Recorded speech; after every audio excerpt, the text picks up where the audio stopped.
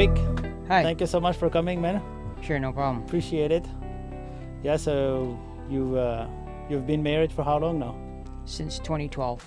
2012. Yeah. Okay. I met my wife in 2008. 2008. Yeah. Okay. How did you meet? Can I ask you how did you On meet? the beach in Boracay, Philippines. In the Philippines. Yeah. So how that happened then? Oh, she was walking on the beach. I was sitting there drinking a coffee. Okay. Kind of just high and went from there. Okay. She Did went- you approach her or she approached you? Well, kind of, sort of. She said hi and I said hi. And then she said, can she sit down? And I said, sure. And she sat down and we just started talking. Yeah. Okay. And went from there. Okay. And then you stay in Philippines for a little while or Well, I was there for 20 days. for 20 days? Yeah, and I met her probably, what day was that? I think it was on the third day. Yeah, third or fourth day, because I was in Manila, and I booked the holiday, the thing in for Boracay. So I went to Boracay. I think it was on the fourth day. I don't know, 5 days or something. We, did beach things and went to the nightclubs and stuff like that. Had a Yeah. good time. Yeah. Like kind of clicked. We, Yeah. she noticed us going, well, why would she be interested in an old guy like me, right? Uh-huh. I think that's what I thought. But there's like a big like age difference or? 17 years. Okay. I mean, I was 47. I was Yeah. going to the gym twice a day when I was. So Twice a day. I was in really good shape. Okay. So, but still at 47, right? Yeah. Because she was beautiful, right? Yeah. And she had just turned 30. I had just turned 47. Okay. Yeah. So you was like working out like very regularly. Oh yeah, all the time, like 4 or 5 days a week. Okay. Yeah. You was doing like any kind of sport or? No, just going to the Going gym. to the gym. Just to the gym. Yeah. Okay, nice. Yeah. And on the beach and Boracay. Yeah. That's beautiful. Yeah. So, and then like from there, it just. Well, Then- we went back to Manila, right? We went back to Manila, and I thought, that would be when we flew back, and she was with her niece Katrina, and I flew back with them, on Philippine Airlines, and then I figured they would just drop me off, and that would be the end of it. But no, they hung around. They hung around till I left, went out and went to the mall and. Yeah. Looked at stuff, kind of furniture, this, that, and the other, and I was thinking, no, we're kind of like this similar, even the difference in our cultures and our age bracket. We kind of like the same furnishings, like decors, Okay. like her sense of humor was quite like mine. Okay. It seemed like there was a lot of compatibility there, Yeah. and then we went. And first I met Neil, which is he was just 4, and he just kind of like right away glued to me. Okay. Like he was just like right glued, like he was my So boy Neil already. was the son of your wife. Pardon? Neil was the son of your wife. Yeah, Okay. and he's the youngest, and Yeah. at that time he was just 4. Okay. Yeah, and right away he cleaped right onto me, like I was, and it just clicked. He was like so comfortable with me, right? So we went back to her place where she was living, and then I got to meet her daughter Aya, and her sister, and her mom, and all the family. She has a big family, like Yeah. so. I couldn't remember all their names at that time. I mean, I can remember most of them now. Sometimes I still have a hard time. I mean, there's a lot of people to remember, right? So I mean, 13 brothers and sisters. So you got nieces and nephews, and aunts and uncles, and this Yeah, and that, yeah, and yeah. But it's been nice, Yeah. right?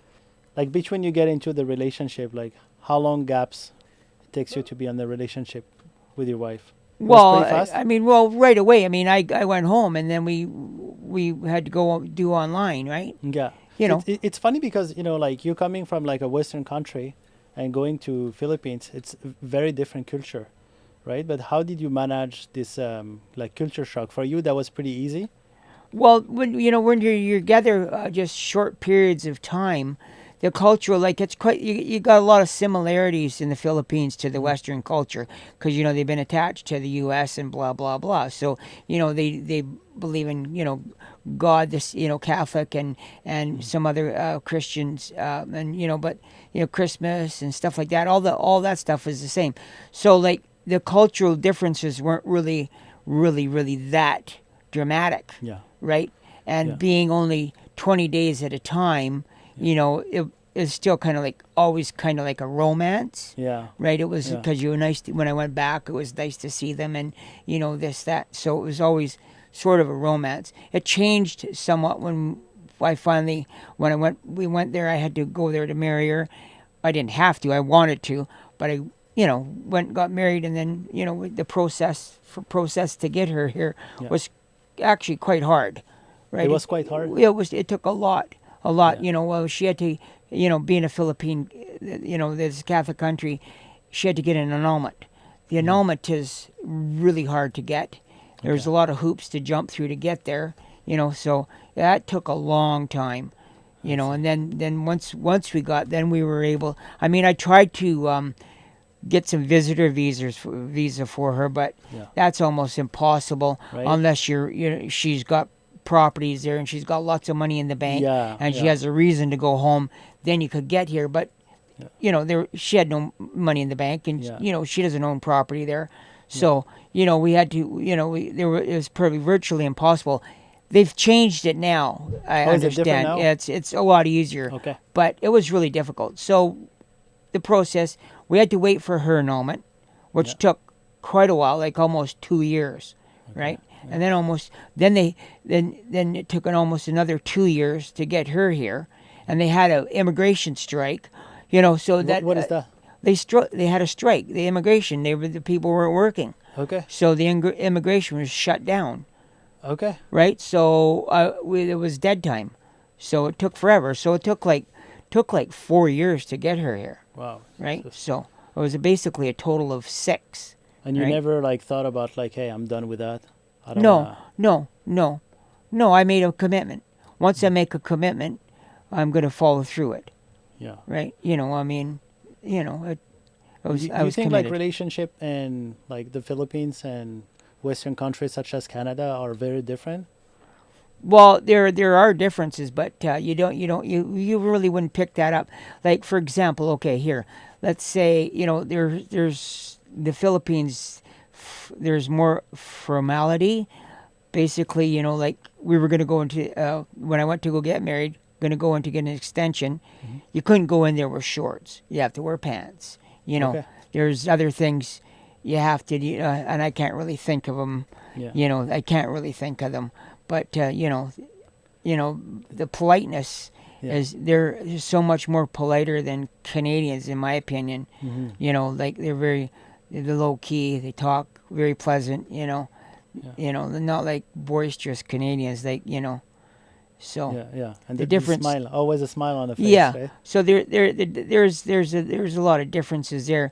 It wasn't really until I was able to get my wife and the kids here, and thank God the kids came with us, because even with our compatibility, when she got here, their differences was, you know, over there, all, you know, and it's hard to say. A lot of the men over there are playboys. You know, if they got a couple dollars in their pocket, they can get the girls, right? Right.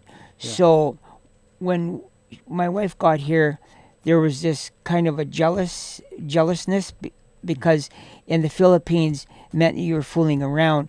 Like, and in my job, you know, Yeah. she didn't understand. Like, women would say, "Oh, hi, hun," or whatever like Yeah. that. So she thought, "Oh, you know, this, that, and the other." So when she first got here, the first little while was really hard, and if the kids hadn't come, Yeah.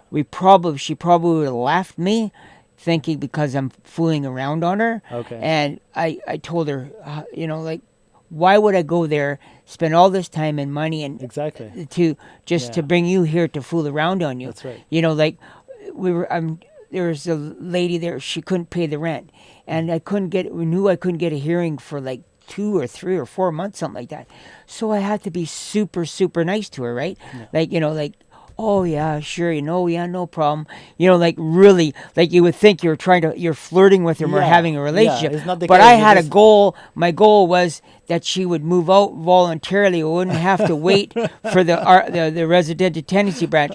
So I was kind of like you don't want to give her a bending hard time. over Yeah, bending over backwards, making it seem like I was, like she was special and all this, yeah, just so she would voluntarily leave. And that was my goal. My wife thought, and I was trying to explain to her, my wife thought I was, trying to play with her, right? Play yeah, with her, and but she finally realized.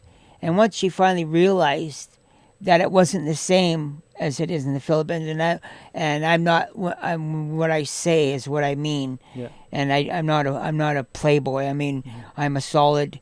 And she knew when she realized I was really solid, and she wouldn't have to worry about me with any other woman. And how Then how, it, how then did you it, prove that then?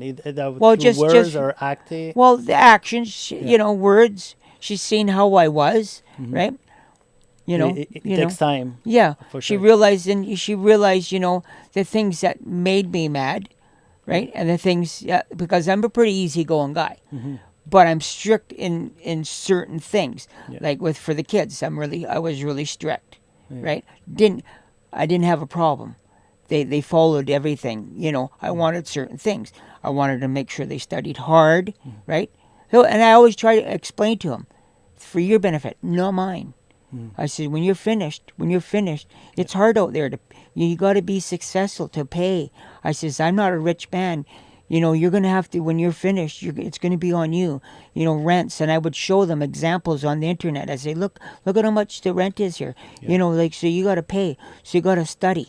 You got to study. You got to study. I didn't have to force them. I only had one problem with Aya going through high school. She wanted to go to some party, right? Hmm. And I said no. And she was mad. She got mad. She never talked to me for a couple of days. But that was the only time, that was the only one time that I had a problem with Aya. After she calmed down, I explained it to her because she was mad. She wanted to go. She didn't want to hear. Yeah. I mean, she's a teenager. Yeah. But Yeah. once Yeah. she calmed down and the party was over and she finally calmed down and we were able to talk, I sat her down and I explained to her the reasonings. And I says, first of all, you didn't know anybody there.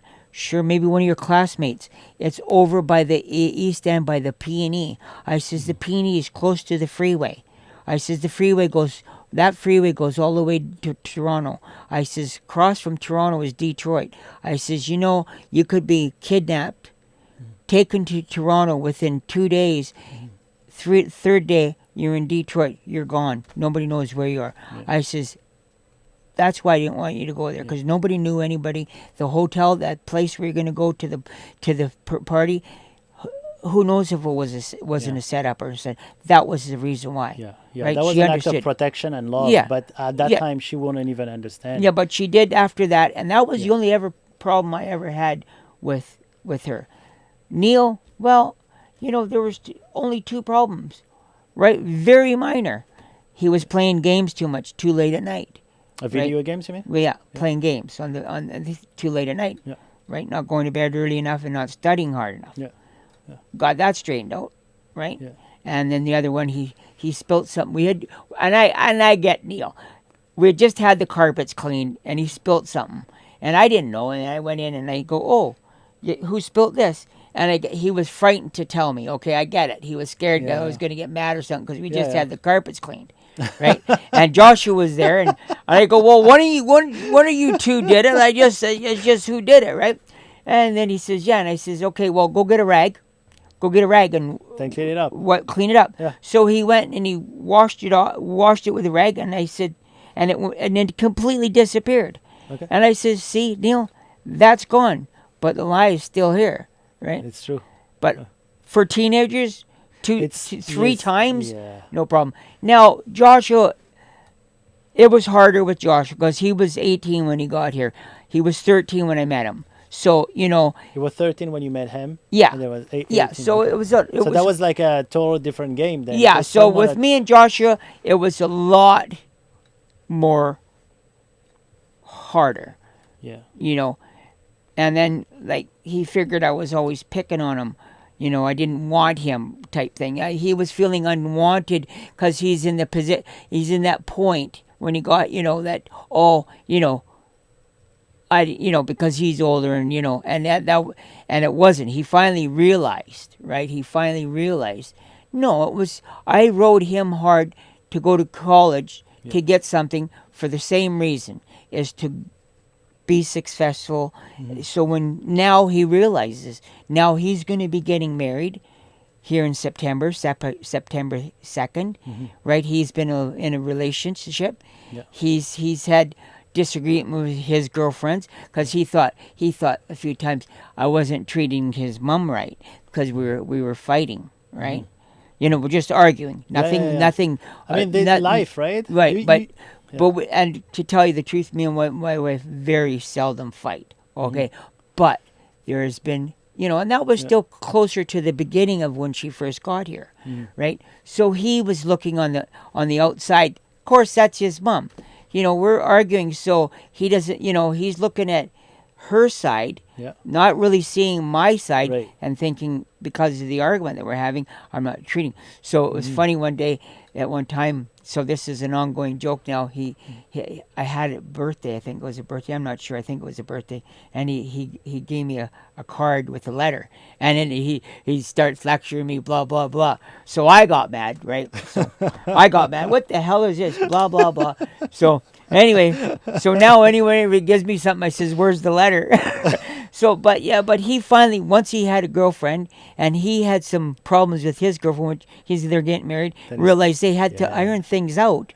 They and learn. You have to learn certain things about people, and he realizes it was just, it's part of a relationship, right? And now he realizes too that now me and my wife know each other so well that it's hardly ever, unless it's a misunderstanding, where there was a little bit of lack of communication, we never fight. It's like, maybe one. You're lucky if we get it in a year, right? No, it's because she knows what I want and I know what she wants, and it works good. And that's what I love, right?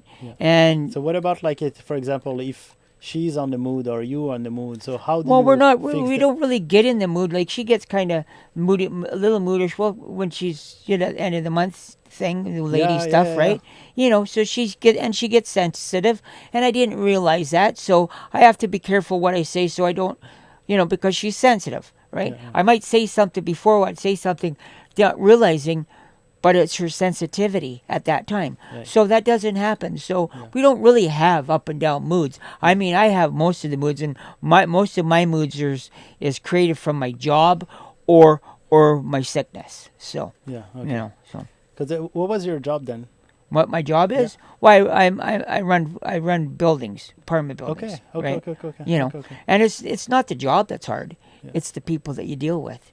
And some of the people that you deal with, even your coworkers, aren't up and up.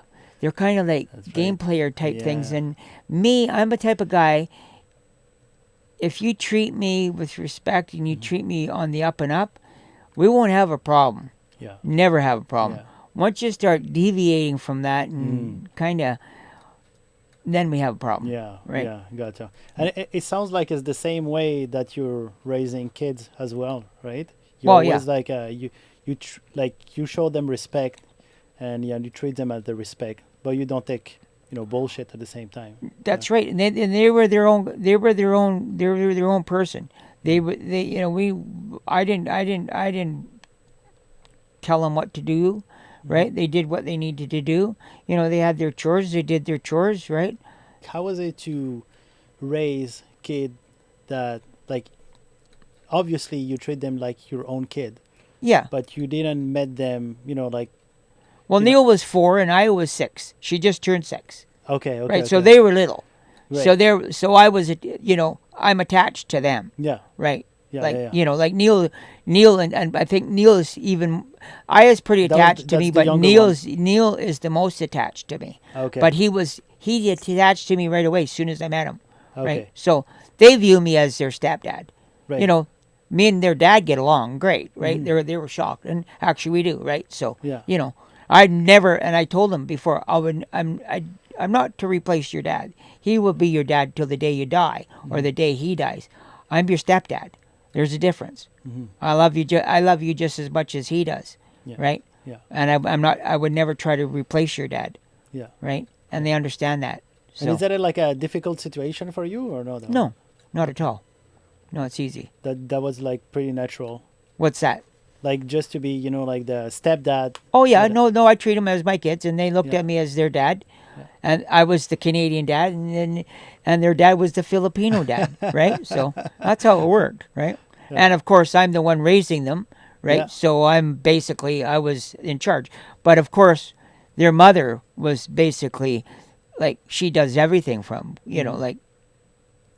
Yeah. she does everything. Yeah. I'm just kind of like the overseer type guy, right? Like, so, she did everything. She taught them how to drive. She got their driver's license. She did everything for them, take them here, take them there in the car, right? But the You know. love for you for them, it's like Pardon? The love for Yeah. the kid. Well, no, and see, they grew up, and because we work where we live, we were always at home. So, Yeah. there was always somebody there. It wasn't like an empty house when they came home from school or anything like that. We were always there, right? Yeah. And, we always went out as a family. We never went out anywhere without each other, Mhm. right? Yeah. And as they got older, they started to go out on their own, right? Yeah. And then my wife met your wife and friends, and she's got her friends. I mean, I have friends, but I don't really see them anymore, right? Really, because Why is that? I mean, Mark lives out in Port Coquitlam, and I'm with my health. I don't really go out that much anymore, right? Mhm. So, and he's busy running his business. My other friends, a lot of my friends died, right? Mhm. And some of the friends moved away, and I never seen them again. So that's pretty much. And I got a friend. He lives in Saskatchewan, and he's from Port Alberni. I talk to him on the phone once in a while, but he Mhm. works in Saskatchewan, lives in Saskatchewan. Yeah, they just You know, like distance. and, they're like, distant. Yeah. Talk to him on the phone. But I never was the type of person to have a whole pile of friends. Mhm. I didn't. I liked to just a few friends. I mean, I knew lots of people. I know lots of people, Mhm. and hang out. When we used to go to parties when we were younger and stuff like that. Yeah. But like people as a friend it's a very personal to me, and I don't like a lot of people Yeah. friends, and yeah. I notice with a bunch of people, and it's always talking back and forth and talking so and so talking to so and he's mad at so and this, and I wasn't really ever into that kind of stuff. And Okay. and I was actually a lot of my stuff. I do a lot of stuff on my own because I like to just do my own stuff. Yeah. I didn't. I wasn't really much of a follower type Mhm. thing. So just Okay, so yeah, you like I was preferred kind of them- more independent, Yeah. like I had a few friends that were close to me, and a few friends that I thought were close to me turned out they weren't. So, it's just, over the years, as you get older, the friendship, like a whole bunch of friends, is not as meaningful as it was. as before. Eh? As where you figured that your peers, you were trying to fill your voids or whatever you have. And, of course, back in the day, home was a place to go lay your head. I never stayed home, right? Yeah. I was now always It out. was Now, even if I wasn't sick, you turn into a homebody. You basically, as you get older, unless you got lots of activities. There's a lot of people like to do a lot of activities. I'm not that type of a person. I don't want to go here, go there, go everywhere. I always like to go home to bed in my own house. Yeah. As I got older. Back when I was younger, you party, you stay out. Yeah. It didn't matter, right? Yeah. but it's changed, right? Yeah. So Okay, gotcha. And then so you mentioned like health. yeah. So you got like health issue. Yeah, well, in 2017, I was diagnosed with esophageal cancer. It's caused by acid reflux. Mhm. And I didn't really think I had bad acid reflux, but thinking back on it, I was 56 when I was diagnosed. 46, 47, when I was going to the gym, I was getting a lot of acid reflux, a lot of heartburn, but it'll go away. And Also, this is how you notice. yeah, first? but I didn't really notice until 2017. And like for example, like I really didn't think I had bad acid reflux, but in 2017, like I was feeling something for months and months. It was kind of like it wasn't really a burning sensation, but there was some sort of sensation and it's at the top of your stomach. So It's on the top of your stomach? it's at the top of your Okay. stomach where it joins to your esophagus. So if you can understand where you guys, everybody knows where that part is, Mm-hmm. right? So and it was a kind of a funny feeling there. But like in September, 2017, we're yeah, talking? no, yeah, 2017 September, Yeah. like Neil's birthday, we went to the keg, and I didn't have anything problem swallowing. I ate a steak, blah blah blah. But then early October, I Mm-hmm. was eating a hamburger and I choked a little bit, and my wife did. We were sitting in the truck eating a burger. She didn't notice, and I swallowed it. Then we went out to a Chinese food place restaurant, Mm-hmm. and I started choking on the rice. And she says, "You're eating too fast. Slow down." So I slowed down, and then one day I came home for lunch from work and I got stuck. I says, something wrong because I was choking, and I went to the hospital. They made me stay overnight because they wouldn't release me because I would have been an outpatient. They went down my throat with the camera. Hmm. The doctor came back and said, "Yeah, I've been doing this a long time. I'm pretty sure you got cancer, but we've got to wait for your biopsy because they did a biopsy." So we waited, and of course, it was confirmed cancer. And esophageal cancer is very aggressive. A friend of mine, he died of esophageal cancer in 2013. Oh, so you was already familiar with that? Well, not really. I mean, but he died within 18 months of getting it, Oh. and so I thought I was a dead man. I really did. Like it was really upsetting because he died in 2013, and he was 53 at that time, and it was caused from the same thing. And he only lasted 18 months. Like he was a big man. Like he wasn't tall. He's a bit taller than me, but he was a big man. Like in high school in grade 8, he was like really muscular. He got really super skinny, Mm-hmm. and his voice changed and everything. Okay. So when I got it, I didn't. You immediately thought about it? Well, yeah, I thought, well, Yeah. I'm not gonna last this, and because it's aggressive. But Mm. but I But how can I ask you, like, how was your reaction when the doctor, are the doctor, they are careful the where they're choosing, or are they just going well, diagn- he just told me straight up. straight up? Yeah, yeah, I didn't beat around the bush. Okay. Yeah, no, it was really upsetting. Yeah. Yeah, but it's better to not beat around the bush. I'm the Mm. type of guy. Yeah, sure, you get upset, but tell me straight, right? Yeah. Tell me straight. Like I mean, it is what it is, right? You can't change it. Yeah, no, I was upset. And you was by yourself, or you was with a No, wife my when that wife my happened? wife was at home. I just was there by myself. How did you say to your wife that, I hey? went home and I told her straight away. Well, of course, I was completely upset. Yeah. She could see that. Yeah. So it was upsetting for her as well, and Neil, you could see it with I and Joshua, but Neil he started to cry, and that really hurt me.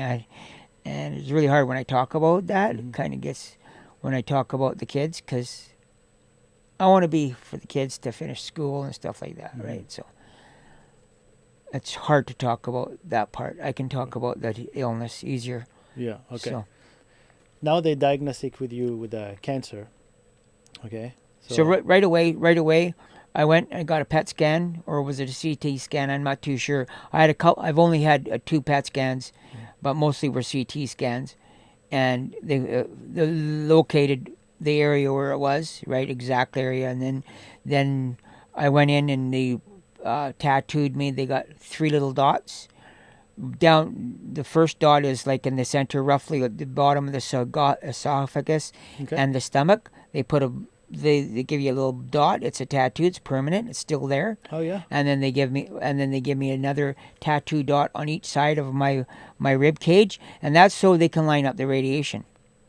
So every time you go in for radiation, they can line you up. So it's a Okay. permanent thing. I see. So they did that. So and chemo, radiation started in November. It was 5 weeks. Once a week I had chemo. Every day for 5 weeks. Once a week you had chemo. And every day I had radiation for 5 weeks. So every day I went for radiation, and once a week I had chemo. At the end of it, the radiation is a killer. The chemo, with the pills, the pills, they give you anti-nausea pills and stuff, and they're not too bad. One of the pills kind of kept me up all night, and then I think it was my 3rd chemo. I didn't take the anti-nausea medication. You did not. I forgot. and I Okay. didn't get sick, so I couldn't taken that, and I Yeah. didn't stay up awake. But the radiation was a killer. At about the third week of radiation, my esophagus was starting to get really inflamed. It was starting to get really hard to swallow stuff. It was just so a killer. And then one Friday, I went to go to the. I woke up. I was so tired, and I went to the hospital to get radiation. I go, oh wow, am I ever tired? And they said, oh no, no, you could have stayed home. I said, no, I'm gonna go. I'm not missing anything. So I had my radiation, went home, and I slept. And I slept. I slept for 3 days. And so it was getting to the point where I couldn't. It was really hard to eat anything. Hmm. So thankfully, my wife was doing juices for me, Okay. making with a Also, juicer. it was just Juices. okay. I was just Yeah. juicing because I couldn't really swallow anything. So what I would do was they gave me liquid morphine. So I'd take some liquid morphine and this other stuff. It was called Pink Lady, and you'd drink that, and it would kind of make your throats Like numb. opening. Okay. Oh, And then okay. I would grab that jar. My juice that she made me, it was carrots, Yeah. beets, apple, kale, and I would sit there and I would do that. I would take the liquid morphine just before that, so that hit, and then I would do the Pink Lady, so it was numb, and then I would just sit there and I would guzzle it like a guzzle, guzzle, guzzle, and then I'd Mm. stop, and I'd be in so much pain. It was just horrendous. It was horrible. I'd stop and I'd rest. And I'd be breathing hard. And then I'd do it again. So I lost 20 pounds over the process of that and getting surgery. So in March, so the chemo and the radiation stopped in January after 5 weeks. It started in November 2018 of January. It stopped March 8th, 2018. I had surgery. They Mm. removed my esophagus. They to it where That was the to a first certain surgery. point. Yeah, they removed my esophagus, removed part of my stomach, took a bunch of lymph nodes out, and pulled the stomach up and made me a new esophagus. I was in the hospital 5 months or 5 days. Uh, I woke up. I had a tube out my neck, a drain. I had a feeding tube down my nose, and I had a feeding tube attached to my stomach, and then of course I had a catheter, so I couldn't get out of bed. So I was there 5 days. They finally pulled out the everything. And they pulled out the catheter. I had to swallow. I went to this thing. They stood me in front of a imaging thing, and I had to swallow this stuff. It was kind of like pop rocks. I don't know if you know what What is pop that? rocks What is are. that? It's kind of like it was a candy that kind of goes in your mouth, but it was Oh. kind of like I swallowed it, went in my and it pushed, and they took an image just see make sure there was no leaks. Well, I swallowed it. It really hurt, but that's just so that they could see that Yeah. there was no leaks, so I could go Okay. home, so I could start eating food. So I'd eat soft food. So like Also, now you're gonna be able to eat soft yeah, food the again. fifth day I was able to eat, but it But was like just back to the jello, just juicing, jello, just just jello. jello. It was soft stuff, yeah. Okay. Like the juicing part, when you was taking the liquid morphine, Yeah. and are they like they teach you how to do that No, at no, the no. I hospital, did or no, just no. find I out? you have to you Are have you to on your do what own? works for you because everybody's different, and they don't the medical system. As soon as they found out I was sick, Yeah, awesome, you're in, boom, boom, boom. But they don't know stuff because everybody's different. I See, see. see that you have to find out your own way. It's like for example, like I came home. I had to liquid diet and stuff, and it was hard to swallow because it's a man-made esophagus, so you can't feel, and yeah, the food would get stuck, and I'd panic, but I started to realize it wasn't my oxygen. It wasn't my breathing tube. It was my food tube. So I learned how it's like if it got too stuck, I could bring it up, like to a certain place. I could and bring it up and come out See. because I had to be very careful. You had to chew your food very carefully and very slowly, and swallow very slowly and eat very slowly because everything would hurt if you didn't. So it trial and error, right? And then the amounts of food, trial and error. And Okay. it took me a year to be To able. understand, Pardon? how. How to eat Yeah. because change and what I could eat and what I couldn't eat and and I can't lay flat. I have to lay So I have to sleep on my back, laying up, like sitting. You're almost sitting in a lazy boy chair, kind of. That's Okay. how I have to lay like that. So I can't lay on my sides or anything. I have to sleep that way. So I have to be careful that I don't slide down because because I have no more valve. You know where where your stomach goes in, Mm-hmm. there's a valve. Yep. It's gone. Like so it doesn't shut off. So if I eat something and if I bent over, it will come out because there's no valve to keep it in. So I have to be careful even after I eat. So that was a challenge for over a year. Okay. For Over over a here. year, it was a challenge just to learn, and things would work, and things. And I found meat was really hard to eat. Yeah. Right, my wife said to me, uh, "Spam. You know what spam is? Yeah. Filipinos love Yeah. spam, It's like kind right? of like corned beef. Kind Well, of. it's spam. It's in a can, right? Yeah. My friend loves this stuff too. Yeah. I said I always call it dog food. I could It never. looks like dog food. Yeah, I could never eat that. I could never eat that. My wife would always say, "Yeah, if you're hungry enough, you could eat it." And I go, "No." And one day I was so hungry because I wanted to eat meat because I couldn't eat meat. That was when I was having the treatments of the radiation. I tried to eat some of that, and there's no way. I was gagging. No, so even starving to death, I couldn't eat that stuff. Yeah. But anyway, moving forward, so I had to go in and get a few dilations, which they kind of you're semi knocked out. They put stuff down they put a tube down your throat, and then they inflate it and they stretch out your esophagus, Yeah. right? So you stretch it out, so that helps you eat, so you can swallow food because it's so narrow. So they had to do that a few times, stretch it out, stretch it out. Finally, it stayed. I mean, even today, I still have to watch how I eat, and I can still choke. It's still hard to eat meat. I got to be careful, right? So I'm even and But now you're able to eat meat. I can eat meat. I Okay. can eat everything. Yeah. I just got to be really careful, and I really have to be careful in the amounts. Like since okay, let's move forward Yep. and go to the process where I am now. Mm-hmm. So after that, I had the dilations, and I went on. Carried on, and then of course when then all of a sudden I couldn't eat. Every time I ate, I'd get this tremendous pain, and I couldn't eat anything, couldn't do anything. I could barely swallow water. So I went back to the hospital, and I had a herniated stomach where now my stomach is even farther up my chest. So there was so I had to go in, and they had to pull my stomach down. So that surgery, that was horrible. They cut me from the belly button all the way up to the top, and then they had to pull my stomach down, and then they had to tie it to sew it to my abdomen and stuff like that, right? So that was more painful from the first surgery because of the amount of trauma, because they had to open me wide open. So I had that, and then after that, my back, I fell down, and then I had a cracked vertebrae. They put vertoplasty in my back, and they did a biopsy to see if I had cancer in my spine. That was weird. They knock you out, and it was even different than when they knocked me out from my throat when they dilating my throat.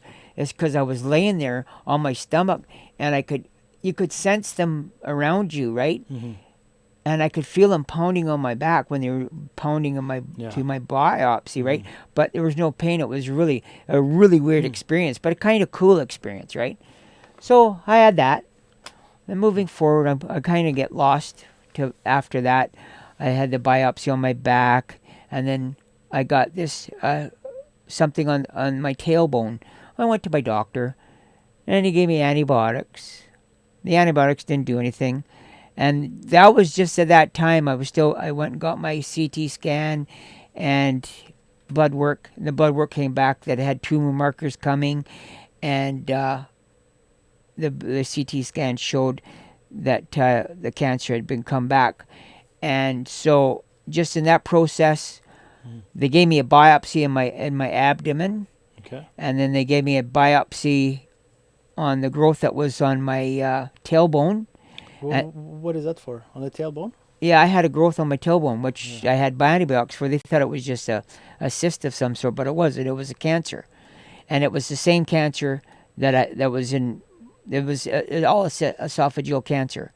So that was the only external tumor I had. Everything else is inside my body. So and I started having pain. I started having pain in my groin area, so they were giving me pain medication, hydromorphine for that. So I was getting that. My left kidney was shutting down because there was cancer on that. So they were going to put a shunt in for the kidney, but the urologist figured, well, let's wait for chemo. So as soon as I started getting chemo, right away, my kidney came back. They were shocked because normally your kidney will never come back. It will always be damaged. Okay. But it came back, fine. Okay. Through the treatments, I can't really remember how many times, how many treatments it was. I think it was 3 or 4 treatments that the big giant tumor on my tailbone completely disappeared, right? I was getting 2 types of chemo. I can't remember the names of them.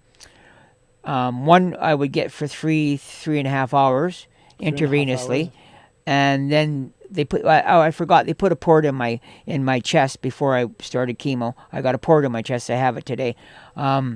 So they'd hook me up to my port in my chest for 3.5 hours. I get one type of chemo, and then the other chemo I would take home with me. It's a bottle. I have it for 2 days.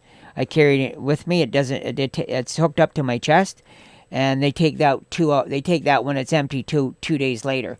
So the first chemo, the 2 types of chemo, the one that I have to stay in the hospital for, they stopped that because it gave me neuropathy in my feet and my hands.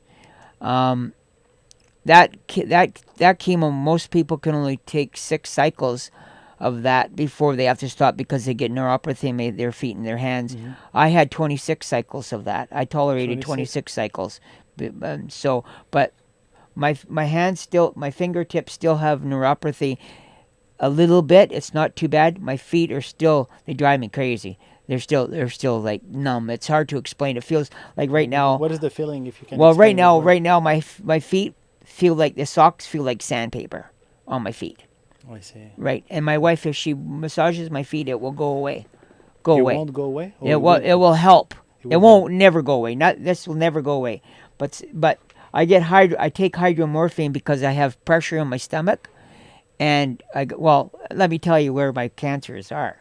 So I got 2 little spots in my lung. I got in my left rib, got it on the kidney, got it in my groin area, got it in my back, got it in my neck, and I got a whole bunch. It's kind of like marbles in my peritoneal cavity. The peritoneal cavity is the cavity between your abdomen and your body, and there's a liquid in there that helps your organs move around. So, and it's really hard. My cancer in there is really hard to see because it's black and it's cloudy because of the fluids, and that's what's going to kill me. That's what they monitor the most. Everything's stable. Everything's stable. Mm-hmm. I get chemo every 2 weeks, and I have a bottle. They stop the one chemo, but I get chemo and immune therapy, so I get that every 2 weeks, and then I get blood tests every 2 weeks. The chemo really doesn't really bother me. Right? It doesn't really bother me. How long it takes for a chemo, like when you're doing the... Well, the chemo, about half an hour for the immune therapy, and because it's just the bottle I come home with, after the immune therapy, they put the bottle on and I come home. Okay. So it's about 40 minutes, 45 minutes. Mm-hmm. Before it was like 3.5 hours. Okay. But yeah, so that's where I'm at now. The cancer's stable. I asked, they'll never give you a time frame because everybody's different. They never give you a time frame? No, because everybody's different. Everybody responds differently. But okay. I said to him, I said to my oncologist, but you can't tell me the average. I says, because, the people that die. And he goes, well, the average was 9 to 12 months once you were diagnosed with the terminal metastasis with treatment. Mm-hmm. That was before they had immune therapy, right? It's September will be 2 years that I've had this. Okay. So but they don't know when it's going to stop working. Okay, mm-hmm. They don't know. So you're always on eggshells. You never know, right? But what my doctor did say to me was, you're doing extremely, extremely, extremely well compared to a lot of people. I see. So, and they got lots of people. So I'm really doing well. And he says the immune therapy is a game changer. They got some other stuff coming up that that could be a game changer. Is figuring out how to stop a certain gene that helps the growth of cancer. That's in its trial. There is a pill in its trial.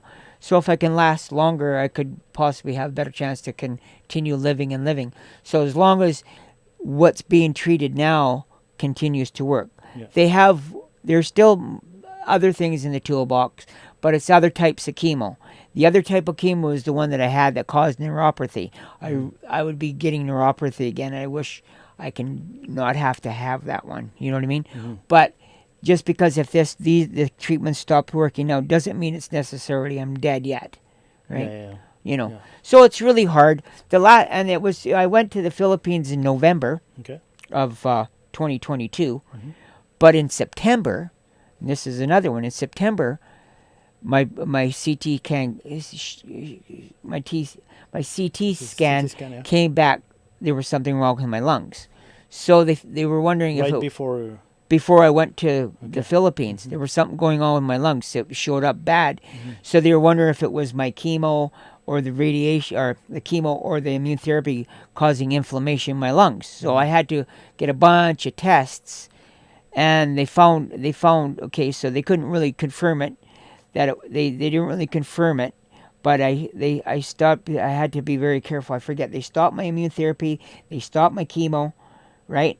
And then I went to I had to go get a test before they would let me go to the Philippines. They said I was still fine to go to the Philippines. Okay. So I didn't have chemo in September. I didn't have chemo in October, and I started chemo right away when I came back end of November. Okay, and so then you got 2 months without chemo. Yeah, chemo without treatment. How's the life like? I felt better. You felt better. Right? I felt better, but of course, we wouldn't know because until I get another CT scan if it starts to grow again. So when I got back from the holidays, I went right back on chemo and immune therapy, and the doctor found from there that the bottom of my stomach, and the bottom of my stomach going to my small intestine, was restricted. That's why I was having a lot of acid reflux. My food wasn't leaving my stomach properly. That's why I lost a lot of weight at that time. I lost a lot of weight before I went on my holidays, and that's why I was having my lung problems, because I was getting a lot of acid reflux, and it was going into my lungs, and it caused the bacteria. Okay. So they gave me treatments. Did you just find out because the acid reflux was? Well, I always have acid reflux. Okay. I got to be careful with that. Okay. But like something like in June or July, I was starting to have a hard time eating. Okay. Like because I couldn't eat very much. Like even worse than my normal, like after surgeries. Okay. And it was hard. And then I was getting a lot of acid reflux because the food wasn't leaving my stomach. So that's why I wasn't eating very much. And I was starting to lose weight. And then of course the test came back, the CT scan came back bad for the lungs. So they gave me antibiotics, stopped the chemo, and my lungs cleared up. And then when I came back, they found out that's what it was. And then they dilated that part. And now I'm back to eating fairly good. But I have my challenges now are trying to go to the bathroom on a regular basis. Like some days I can spend all day trying to go to the bathroom. The whole day. The whole day. Most of the time it takes me a couple hours to go to the bathroom. I go a little bit. Is it painful or no? Huh? Is it painful or no? Well, yeah, it's uncomfortable, very uncomfortable. Like, because it's the pressure on my stomach, and that's where the peritoneal, all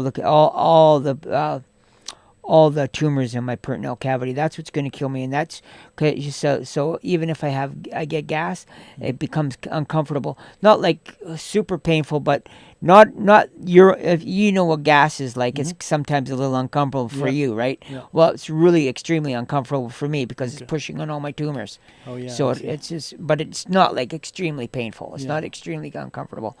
Okay. So they were able to dilate the bottom of my stomach and stretch it, and it's been good so far. By surgery?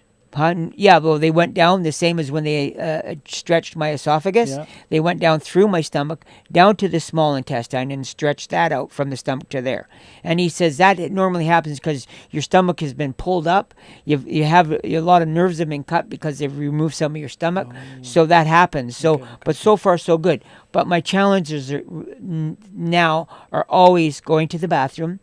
Like, and if I miss a day of going to the bathroom, then I know I'm going to have to take Rustelax. And over the next few days, I take Rustelax, right? And then that helps me go to the bathroom. Because if I miss one day, I know I got to start doing that. And it's always sometimes and it's always something that I have to change up. And sometimes I'll have to take Ducalax, which is a little bit harder of one, just to stay regular. I maintain being regular, but it's really hard. And then food is my biggest concentration all day long. I gotta eat, because I can only eat little bits. Like, for example, if we go out for, let's say we went out for lunch, I should only order like an appy, because I'm going to only be able, I can't eat it all. So an appy, and even somebody, like even here, I don't know if anybody knows the size of a large chili at Wendy's, which I like. I think they make good chili. Yeah. A large chili at Wendy's, I can't eat the whole thing. Yeah. Right? So my challenge is eating, and I have to eat all day long. Little bit. Because if I eat too much, then I puke. Oh, you can puke. Well, I will puke. It makes me want to vomit, because there's where my stomach is, and there's cancers there, and if it pushes too hard on it, then it wants me to puke. But I won't puke all my food out. I'll just puke some of it out. Okay. And I have a control. I can stand up and puke. I don't have to bend over because I got no valve. It's really easy for me to puke. And then if it's too solid, then I have to drink some water, make some liquid in there so I can get it out. And then once I get that out, I'm okay. So I have to, and I don't really like that feeling, and I don't like that. So I have to really be careful on my food intake, because sometimes I want to eat more and more, and I sometimes do, and then I make that mistake. Because you still have that feeling like I want to eat. Yeah. So those are my challenges. So that's my challenges. So it's kind of, and any little, and like I went to the hospital, well, I guess maybe a couple weeks ago, or no, maybe this is a couple months ago. I was having really harsh chest pains. I couldn't sleep. I thought it was, what I thought it was my stomach went back up into my chest, and they were going to have to pull it back down. That's what I thought it was. So when I called the ambulance, they came, they took me to the hospital, they did the tests.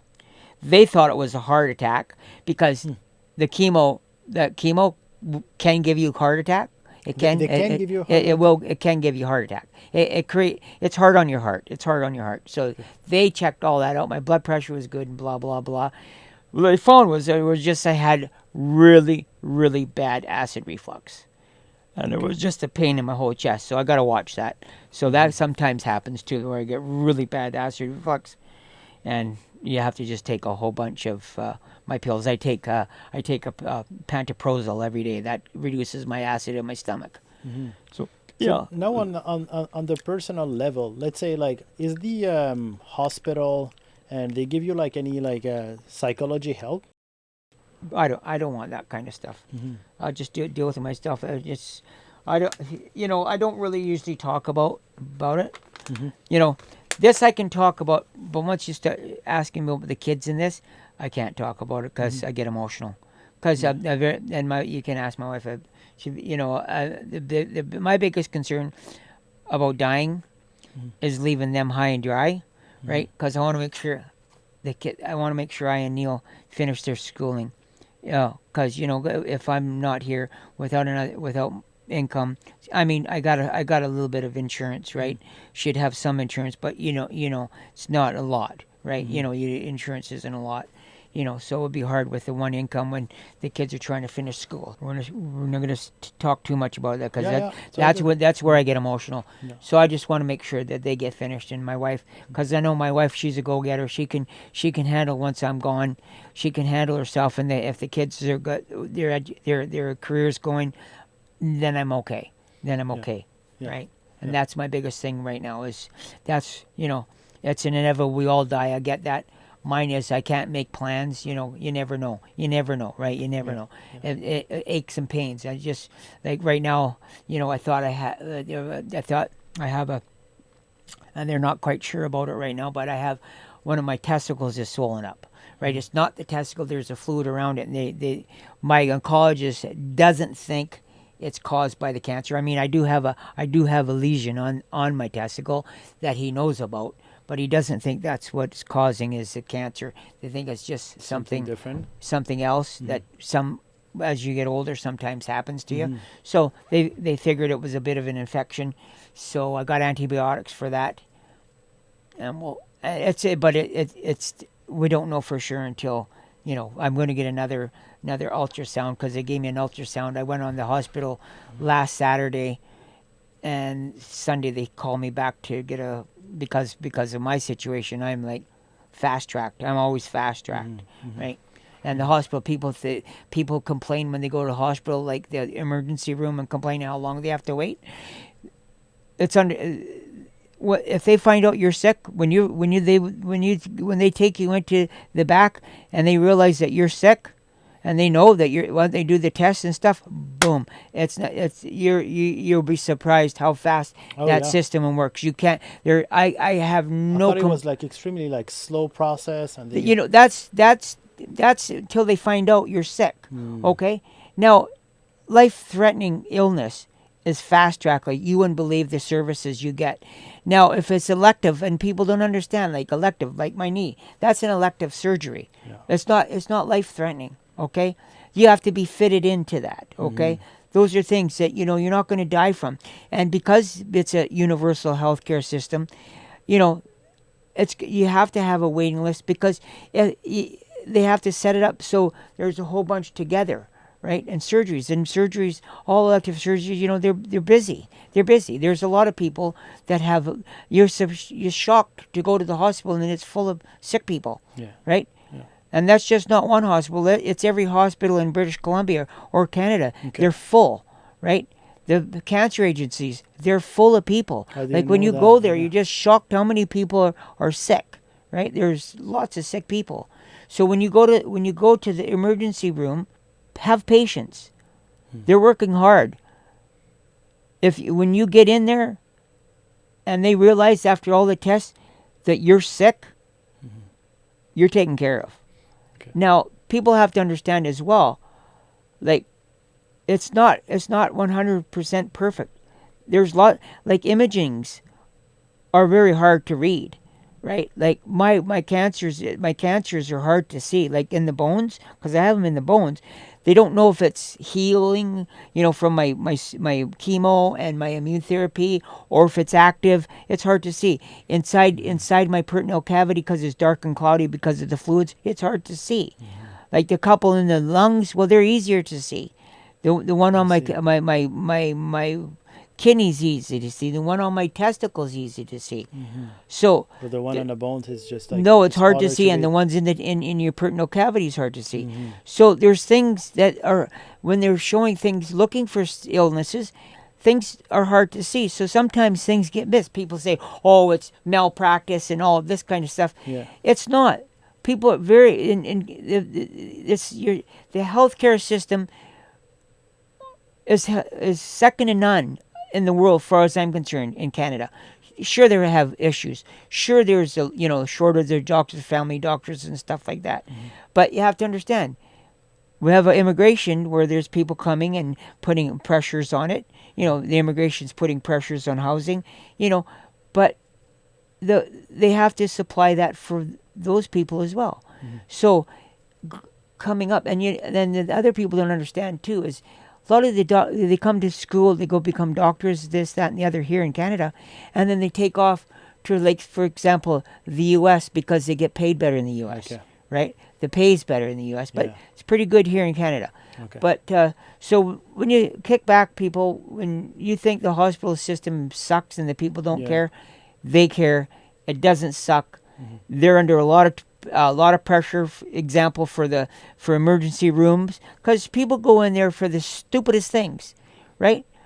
some, like me, I go in there, I feel bad when they realize it was at the harsh acid reflux, but I'm sick. I mean, Yeah. I don't know what it is. Yeah. Like mine, but there's some people go in there and they have a headache. Right. Like they've just started to have a headache. They have a headache for 3 days. It's just a couple hours or whatever. Like, you have to realize when you go there, you need to you have to really think about if you're sick, like for 1 day or 2 days, you can't keep putting nothing down. Yeah. Then you go to the hospital. But people go there just, oh, I'm sick, Yeah. right away, and they go right away. Well, And I always see like on the waiting room at the hospital, people get mad. yeah, Like like very often they get mad. Like, hey, what's going on? They're thinking like they're not being taken care of. but And and that's the thing. In the back room, when the people are in the back room, they're doing tests on these people. They're doing. I mean, when I've gone, and I can't really talk now on how, because I'm fast tracked because of my illness. Yeah. But they're in the back room. They're doing blood tests. They're doing checks. The doctors are checking this. They're checking that. And once they get to when they confirm those people aren't sick, or extremely, or they have an idea, and they can move them forward, either in admitting them to the hospital or giving prescriptions, or wherever they're still looking for more tests, and they can bring more people into big. But there's only you can't just bring everybody in. I mean, there's only so many blood works you can do at one time, and this, that, and the other. So you have to move forward, and it has to be in a uniformed system where some come in and some go out, and yet like they don't know how sick you are. Okay, so if you go in there, you're having a cardiac arrest. You're being wheeled in there on top of you. And when, and a lot of the times when you're in there, a lot of the stuff that's going to turn out is going to be relatively minor. Okay. That most of the time is relative. And even if you got a broken leg or a broken stuff, they don't know that until they x-ray you, right? But they can't just say, oh, well, this person is sicker, right? Yeah. There's somebody else is just as sick that or appears to be, but it's not life-threatening. A broken leg isn't life-threatening. You're going to have to wait, right? They could give you some pain medication because they're able to do that, but you're going to move forward. Yeah, because you make me realize, like, that's the reason why I don't go to a hospital anymore.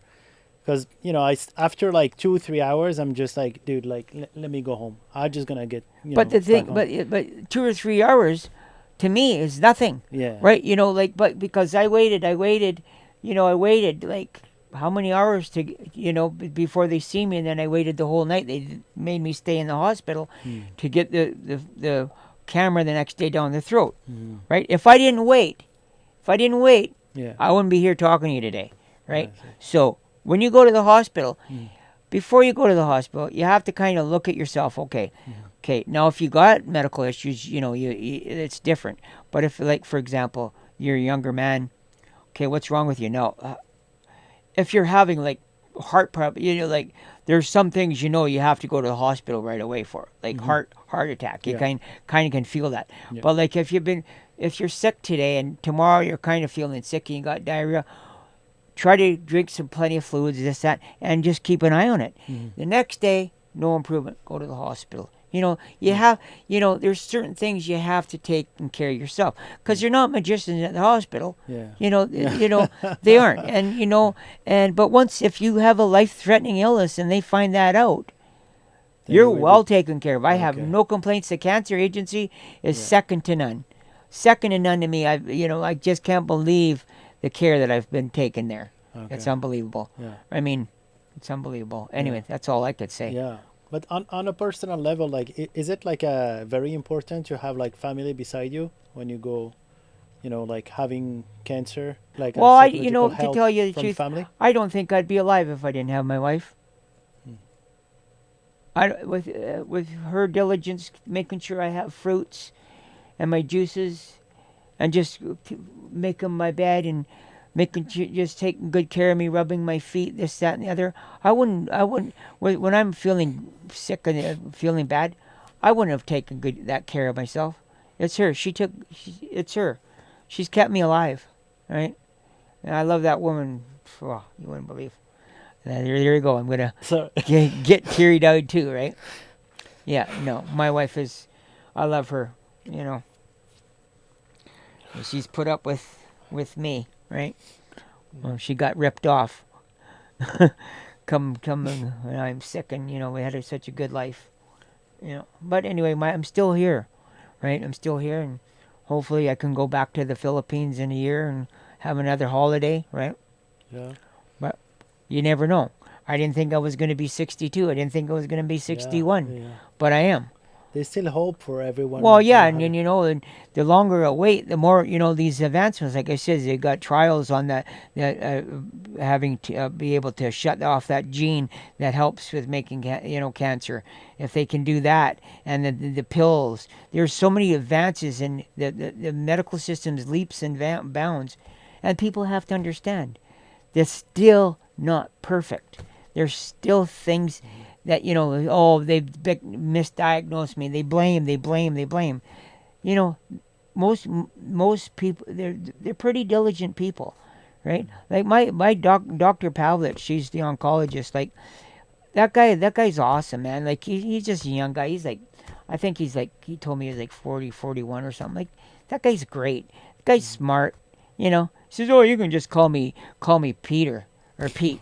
I said, no, you deserve that respect. You deserve to be called doctor, and I won't call him anything else. And he understands that. He said, no, I want to show you that respect.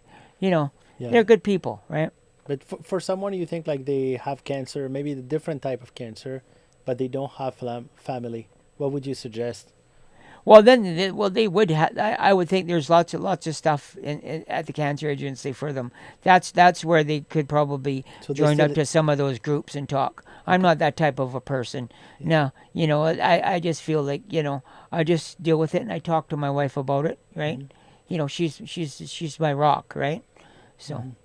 I'm thinking, dude, like from 2017 with 2023, like it's been like maybe like five, 6 years. 6 6 years. years. It'll be 6 years in October. Dude, this is a lot. So like Well, it's a lot of psychologic. trauma.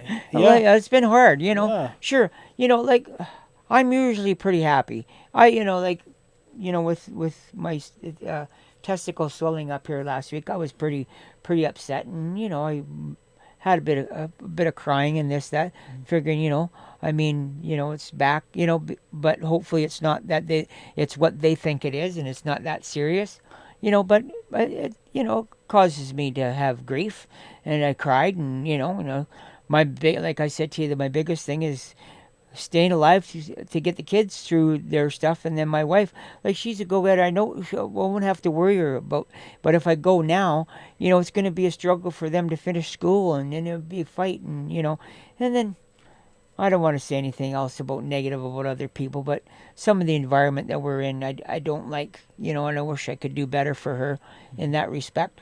And who knows, maybe it'll help, and I can get into a position where I can be financially better off, but we'll see.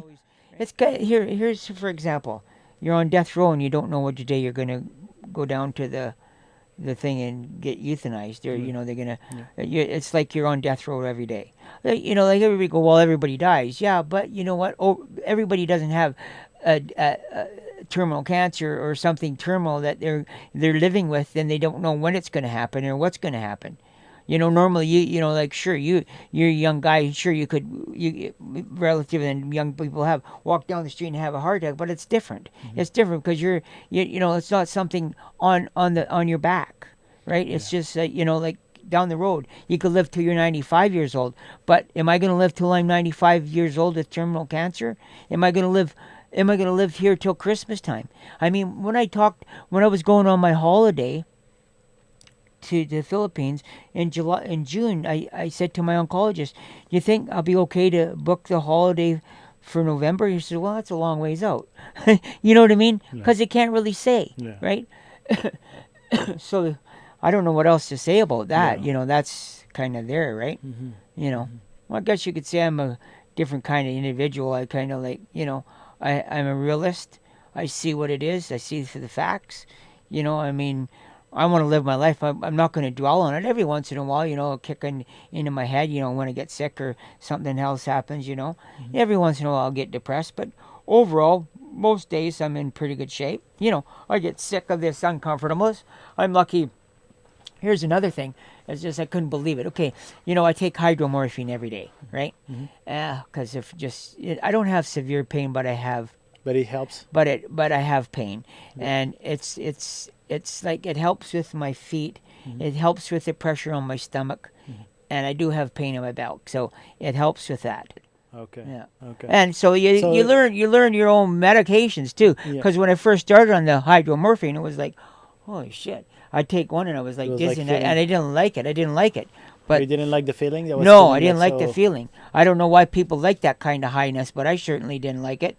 Yeah. Right. But so I got it to where it was okay, and now I feel it just takes care of my dull pain. Well, there's some days I feel like but then it's not all that bad. Some days I feel fuck, I'm sick of this. Right. And I go fuck. Yeah. But the worst, really the worst thing right now. Sometimes my stomach really gets to me. Right. Like I just trying to go to the bathroom and stuff, and gets to me sometimes, but. Overall, it's not as bad as it could be, right? Yeah, I still have good. It's still worth it to me to stay. So right? Still worth it. Yeah. Well, especially if I didn't have her, probably not. I'd probably just fuck off, right? Yeah. Go get euthanized, right? Well, no, you're but for real, yeah. Okay. Yeah. I don't know. I can't say because I have her, but. At some points I feel fuck it. Yeah. Right. Yeah. But when you think about family and wife. They're my family. My brother lives out in Logan Lake. I talk to him now and again, hardly ever. Right. So they're my family. Right. So you don't have family here around. Well, no, that's all I have left. My mom's gone. My dad's gone. My aunt, all my aunts on my mom's side are gone. My aunt and my uncle is gone. My cousins, they never really. Like I have one cousin in South Surrey. I seen him once or twice in 30 years. Okay. Right. He came down just recently. Haven't seen him for about a year or whatever. Right. Like before you was diagnosed cancer. Yeah. And now you think you have the different perception between from the family, love for your family before and after. Well, I always had the love for them. I always wanted to be there. What fucking, I'm going to swear a little bit. So good. What fucking pisses me off is I never really had much of a family growing up, okay? Mm-hmm. My dad was an alcoholic. My mom had a fucking boyfriend that was an alcoholic. Mm-hmm. They're fucking violent people, right? So, and then we moved around all over the place. So, friendships, you didn't have long-term friendships. So, life, I was pretty much on my own, alone. My mom worked at night. There was no family whatsoever, really, right? So when I got testing the kids here, I loved it, right? I love it. I'm starting to feel lonely again because, they're growing up, right? Joshua's getting married. He's leaving, right? Then that was another thing. He always thought I wanted him to move out, right? And I'm getting upset because he's going to leave, right? I'm going to cry, right? I don't want him to leave because they're my family, right? Oh, fuck. See, I told you. I talk about family. I love those people so much. They're my family. I love them so much, right? You don't know how. And that was the thing with Joshua. He didn't understand. Now that he's moving out, I feel like fucking, this is how I feel. I don't want him to move. But they got their life, right? That's why I always say to my wife, I want to win the max. So I can buy a big giant house so we can all still live together and have the grandkids there and everybody, right? That's what I want. Right? Fuck. Now, fuck. I want to live now to have a grandkid. I want to see them, right? That's what I want. That's all I want, right? Let's say if you've been diagnosed just today of cancer, would you do something differently? No, I've done everything the way I could, right? Like everything, I've tried to eat right. I've tried everything right. The only thing differently, but I couldn't do is just to leave where I am. Some of the people where they are, I wouldn't treat people that are in my condition the way they've treated me. What they've treated me, it's wrong. It's just wrong. Yeah, they're actually deep down, they're horrible people, right? And they don't see it, but I would never treat anybody how they've treated me. And you can ask my wife about that. I would never do that to another person, no matter, even if he was my enemy. I wouldn't treat him the way they treated me. They don't treat me like that all the time, but they've treated me like that since I've been sick a few times, and it sucks. And I would never treat anybody like that. Anyway. Okay, can you give like an example, just for me to understand? Threatening to fucking beat me up? The fuck? Really? Knowing that I'm sick? What do you mean? Really? Right, sweetie? Right? Yeah. Oh, yeah, I'll give you the example. I'm the supervisor. I'm in charge, right? Fixing the roof. And I couldn't come out my mouth. You know, I just had chemo, and I get sometimes my mind gets mixed up on chemo. And I said, the fucking wood. There's a hole where the fucking wood. And he got all fucking uptight, and he said, quit swearing. You know, there's people around. I says, oh, what are you, my dad? And then the fucking he goes, oh man, got all mad. We're gonna fucking beat you up. And he stood up on the thing, and he's all fucking mad. And I says, holy fuck, over fucking me swearing. I started swearing. Yeah. I says, I don't give a fuck. I'll swear whoever I want to swear. I don't give a fuck. You're not my dad, so shut the fuck up. Yeah. Right? Yeah. But I can believe that, right? Think he's all Mr. Tough, right? Holy fuck. Yeah. You know. And then my other friend that I known for since high school comes late. And starts giving me an attitude. And I says, well, what the fuck? Just go home. Hey, fucking you don't want to see me snap. I go, fuck, let's see you snap.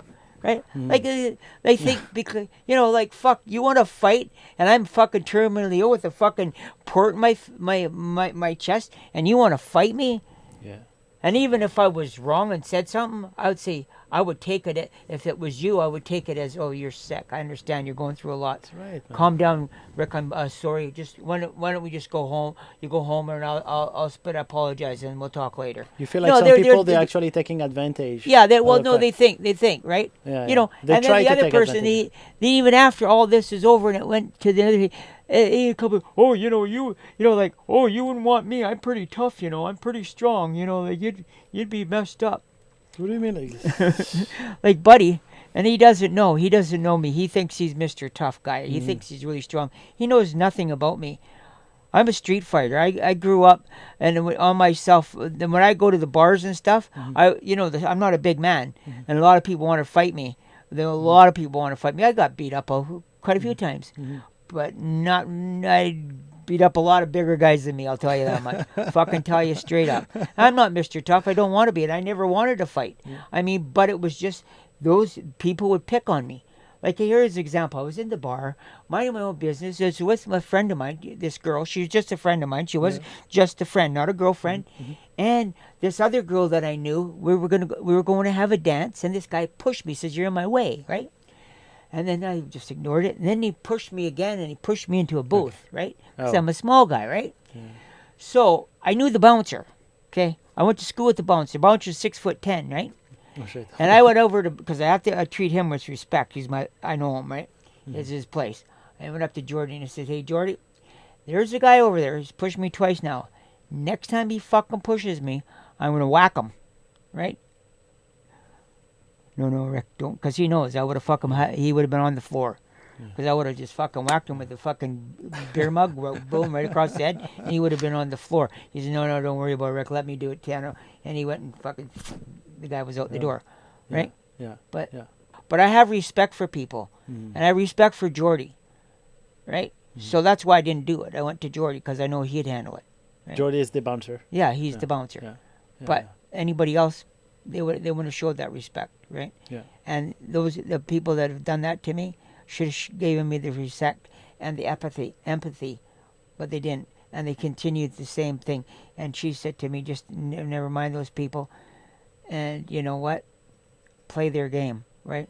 And so that's just even it's just crazy. I don't want to mention names because it's just if they ever seen this or whatever, they would know who I was talking about, right? They would know. I mean, like, it's not like you're inventing story. This is facts. You know what I mean? Yeah. So they would know who I'm talking about. Yeah. Right? Yeah. And then the funny thing is, the boss swears right in front of him just the next day, right? Same exact place where I said fucking would, right? Did you correct him? What's the difference? I'm a man. He's a man. because he's your boss. Yeah. Biggest brown. You know what brown nosing means? Brown noise? Brown noser. No. Brown noser. No. What does that mean? They mean they suck up to the boss and Oh, okay, That is okay, brown okay. nosing. He's the Yeah. biggest brown noser I've ever seen in my life. No, seriously, I've never seen a bigger brown noser in my whole life than him. It's just unbelievable. I'll swear, if he was a dog, his tail would be wagging till it fell off when he sees the. Oh, hey, how you doing? It's just amazing. Yeah, in French we call it like a asal liquor. Yeah. Asal liquor. Yeah, bootlicker. That's what he is, a bootlicker, fucking boot polisher. Yeah, let me polish your boots for you. Anyway, just amazing. Okay. But it's funny how you really like respect other people and you protect people, and because you have all the excuse like having cancer and have the medical issue, you have all the like the excuse to kind of like bad treat people. But I don't. But you don't. That's the thing. No. Like you keep like respecting people, Yeah. and I find it like it's fucking insane. Like some people they're trying to take advantage because they know that you have medical issue. Yeah. Well, no, that's it. Yeah, it's just crazy. Yeah. Anything you would like to advise to anyone that having those medical issue and to help them keep going? Because I guess it's like if it's happened, like for example to me, there is a big chance I'm just gonna fucking give up. You love your wife? Yeah. If the treatments aren't that bad, and it's tolerable, you wouldn't give up. Guarantee you won't give up. It's I like life, right? I want to see things, right? There's times you think, fuck, I'm sick of my life. I'm fucking sick of this. But that feeling goes away. Yeah. And then, we went out for lunch, dinner the other day, me, my wife, and Aya. We talked about her boyfriend, right? She, it makes me proud that, she thought so much. What I didn't like about it, she was so worried that I'd be mad. That's what I didn't like, because she's done everything right, even for the boy. Right, even the boy that was always my biggest concern for her was getting some fucking creep, right? Because you know me, we're men. Yeah. There's creeps out there. They just want one thing, and they'll play the game till they can get what they want and fucking play with you, even all the way up to marriage. And they fucking before you just get married, if they get what they want, they fucking drop you. Yeah. So exactly. These are the things that I was always. Worried about for Aya, and she's smart. She's a smart girl. She's a lady. She's 20. She's 21, right? Yeah. But she got it right. Me, I'm from the old days. So online dating's different for me. It's hard for me to understand, but I get it. But the boy or the young man that she's, like his mom is concerned about us. She wants to come. The grandma wants to come. So it looks like a good family, kind of like from us. Yeah. He's involved the family like that to that degree. So he's not a player type thing. Yeah. Right. Yeah. So it's still different when you meet in person. It might not be just compatible that way. It might be that they find out they're more as friends than anything. But there's some things that he does. He's buying her lunch, sending lunch. He lives in just outside of San Francisco, and he's sending lunches to her I think that's fucking cool, man. Yeah. Like this. So Totally. there's a lot of so I'm looking forward to meeting him, and but at the end of the day, it's Aya. She's got the right thing, and if they find that she doesn't find, well, no, they're just he's a good boy, but there's not that spark between the two of them, because you don't know that until you meet. You know what I mean? They're going to meet in person. Yeah. So that'll be up to her. So she's done it. She's done it good. Yeah. Neil, he's got his girlfriend in the Philippines, right? Yeah. So I wish, she seems like a nice girl. I wish she would have met a girl here, right? Instead of, because it's hard. I've been through it, right? It's hard. So I know what he's going to go through. So. And he's young, right? He's young and she's young, so, they never really had girlfriends and boyfriends, so they don't have that experience. But hopefully it'll work out for them. You know, they got their compatibilities, and I'm selfish. I want to get grandkids, Yeah, no, right? I totally. want to get them, right? So Yeah. anyway, that's that. Yeah. So he'll be home in 10 days, 9 days. I'm counting. I want him home. I miss him, right? Yeah. So. Family means everything to you? Oh yeah. Well, I want to win so I can buy a big house. That's all I care about. Yeah. I'd like to have a big giant house so we could all live together, Yeah. right? That would be the life. That would be the life, right? Yeah. Because I didn't have a family up, and I had girlfriends and stuff, but there was never that connection. I was, never that love there, and when I went and met Tess in the Philippines, and all the criteria that I was looking for compatibility, and it was all there, and I would never change. I would never change. The only thing I would change is to know that before in life that I would have saved for that day, and I would have been a lot more financially more stable, and where I would have been able to buy a house over there, put it in her name, and get her here. You know what I mean? But that would be the long future. That would have been the long haul. That's the only thing I would have changed. Because you Is did. my own. I don't regret what I've ever done in my life, Yeah. but if I would have known that day that I was going to meet a woman like her, Yeah. my whole life would have been revolved around that for my whole life. Even before she was born, I'd be looking for her if I would have known the future, right? But that's not life, right? Amen. I got. Yeah, no, she's great. Um, Yeah, Rige, thank you so much. yeah, you're welcome. Appreciate it. Anything you would like to add? No, I'm pretty good. You're good? Yeah, yeah. Okay. Well, thank you so much, Rick. Appreciate You're welcome. it for Okay, coming. Yeah, great. appreciate it. Bye.